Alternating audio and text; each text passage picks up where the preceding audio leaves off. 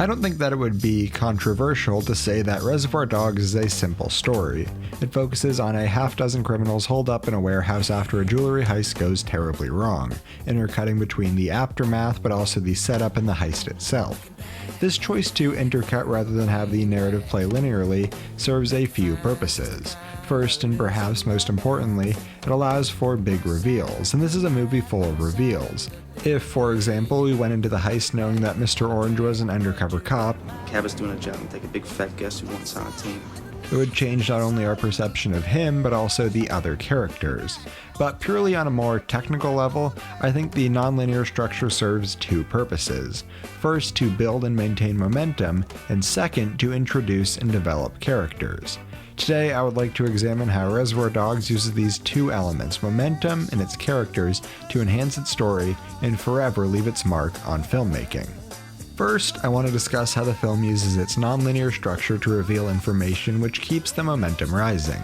I'd say that there are three major adrenaline moments: Mr. Orange in the back of the car bleeding out, Mr. Orange shooting and killing Mr. Blonde, and the final Mexican standoff. These are high-intense moments in an otherwise tame movie. Okay, tame probably wasn't the best word, but what I really mean is that this is a movie that holds back. And now you probably think I'm crazy because this is a movie where someone literally gets their ear cut off. Hey, what's going on? You hear that? I'm saying that this is a movie that holds back. But think about the ear cutting scene itself. We don't see the act, and we don't need to. We know exactly what is going on. But just minutes later when Mr. Orange kills Mr. Blonde, the impact feels so much more real because we actually get to see the act. And this is the trend that we see throughout the entire movie, only showing enough to keep our attention. We hear more about the actual heist than we see of it. I turn around and all these cops are outside. He took a cop hostage just to get the fuck out of there. And this is a movie that demands your complete attention. Every scene is full of dialogue. Some conversations are essential to following the story, while others are, well, Tarantino being Tarantino. Remember that TV show Get Christy Love about the black female cop? Shows used to say, "You want to arrest, sugar?" But whenever the story starts to slow down, Tarantino will often flash back to an exciting moment from earlier. The three aforementioned moments serve to bookend the film's two acts, because Reservoir Dogs is a two-act film. Act 1 asks and answers the question, who is the cop? I mean, that's how I know we were stood up. While Act 2 focuses on the ramifications of this being revealed. Now, this is undeniably a very simple setup, but it's effective, and the reason why it works so well is that Reservoir Dogs isn't about the narrative, it's about its characters. And with that, I want to break down and examine the four major characters. Mr. Orange proves to be the most important character in the film. Each of these three narrative beats revolves around him. He creates the central conflict after he is shot, Tell medical attention. The man might not live through the night. and introduces the moral question of, should we help him even though it may hurt us? In the second act, he introduces yet another moral quandary. His storyline asks the question, is he better than the people around him? At first, that answer would seem like a definitive yes. The undercover cop is certainly a stronger moral figure than the criminals that he surrounds himself with, but the film makes that line much more ambiguous. There's one character in particular that a lot of people might think is the hero. All right, I personally don't think he's the hero. All right, I think he's the bad guy. While Mr. Orange may convince himself that everything he does is for the greater good of society, when he is put into action, he proves to be just as heartless as those around him. He shoots and kills a woman trying to defend herself and her car from being stolen. Get in the fucking car! He becomes so engrossed in his role of the villain that he ultimately becomes one. He is brought out of his comfort zone and behaves irrationally. In a great article, Dr. J. Richard, PhD, diagnoses Mr. Orange as someone with narcissistic personality disorder, essentially saying that Mr. Orange pushes his role too far, and he loses part of himself. Richard writes that Mr. Orange is the great imposter, the master trickster, the bluffer, a Machiavellian. The film is set in LA near Hollywood, the capital of illusion where thousands of people dedicate themselves to great performances every day. Now, I don't want to dive too deep into the meaning of his assigned color, Mr. Orange. but given his role in law enforcement, it might be easy to change Mr. Orange to Agent Orange, a weapon that was intended to stop bad people, but ended up doing more harm to society. I don't mean for this to turn into a discussion of the Vietnam War, but I do feel like it's an apt comparison. Mr. Pink may be the best criminal of the lot. We're supposed to be fucking professionals! I think the tipping conversation from the opening scene helps reveal a lot about his character. I don't tip. He doesn't have sympathy for others. He's willing to tip when others do an exceptional job. All right, I'll tip if somebody really deserves a tip. If they really put forth the effort, I'll give them something extra. But it's tipping automatically. It's for the birds. But for the most part, his concern is with himself.